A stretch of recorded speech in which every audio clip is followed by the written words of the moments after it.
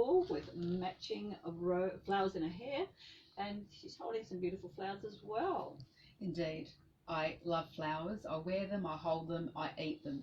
Good things come in three. Oh, good. Yes, indeed. So how to make them last longer when we're going to talk about ethylene sensitive flowers, because I'm thinking, I bet you people do this. I bet you that sometimes they put unripe fruit in a paper bag with, say, a banana or a ripe apple.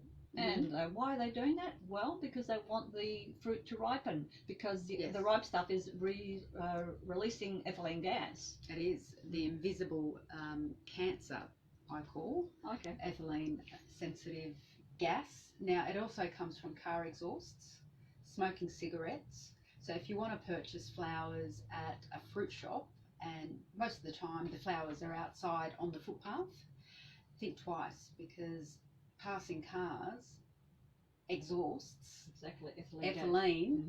Flowers look good when you buy them, but when you get them home, then they start looking like they need a holiday. So and I was be wary of that. Of course, and I was just saying that the forklifts, propane forklifts, can also do that. So you've got a forklift beetling around in a flower market where you are. A lot of them.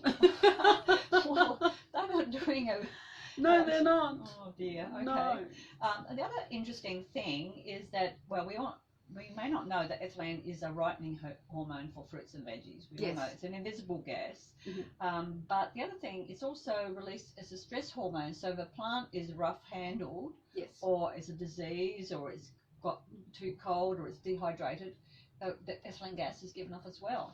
So indeed. So for the listeners who are biased, cut flowers have feelings. So my advice to the listeners is to talk to your cut flowers, and just before handling or cutting the stem, advise the cut flower that that's about to happen, so it doesn't go into stress when you cut into it.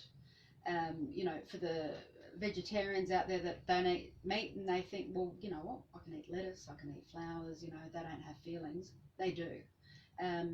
Anything that lives has feelings and has a spirit or a soul.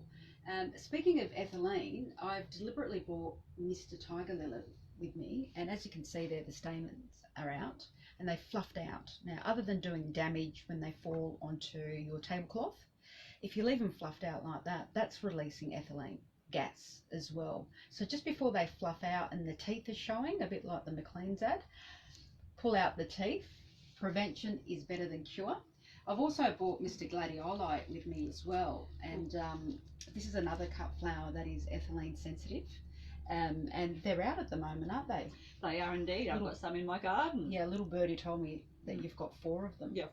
I know, small number, but there we go. Yeah, and just to recap on the other shows that we've done when we spoke about Mr. Gladioli, as you can see there, it's got the floppy bit at the top. Yeah, curvature tail that needs to be removed, like so. Snapping off the top. And that allows the stem now to stay strong and straight, and every single bloom now will come out.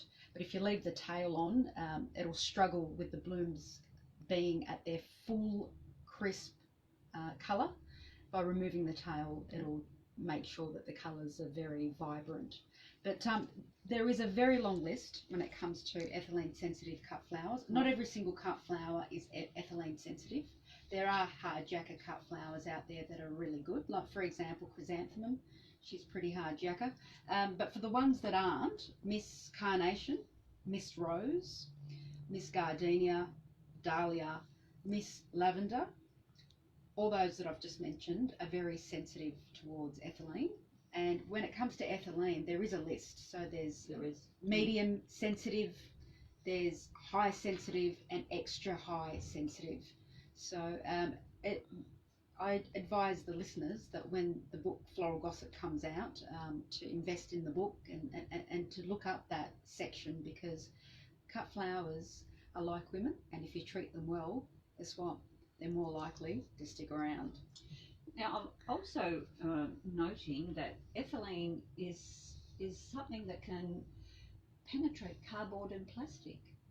So that if you've I got, didn't know that. yeah, the molecules are very small apparently, and they can, so if you've got, say, oh, I'm going to put the flowers in the fridge before I give them to my friend or whatever, and you've got some fruit in there, and I'll just cover the fruit with plastic, or the flowers have got plastic around them. Yeah. Nah, it's, no, It penetrates. it through penetrates the plastic. So yeah, for florists with a cool room, don't put your lunch in there, even if it's in a box.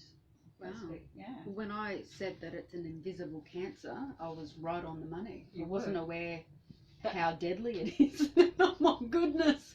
Yeah, but just to recap, if you've got a fruit bowl on your kitchen table or in your kitchen, do not advertise your cut flowers around it, because as your fruit and your vegetables ripen, they are infecting your cut flowers, and we want our cut flowers to last long, don't we?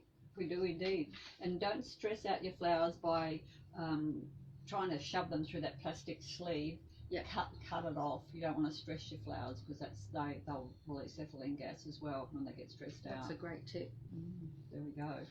And orchids as well are very ethylene sensitive too, aren't they? They are Yes, indeed. indeed. And with the orchids, if they look like they need a holiday, give them a deep drowning, but make sure that your water has been standing for 4 hours, because water needs to burp, and then you drown it upside down, like head first, for a minimum of 15 minutes. But if they really need a holiday, I'd leave them in the water overnight, and then recut the stems flush, because they're male, and mist every second day, and they can last up to 6 weeks.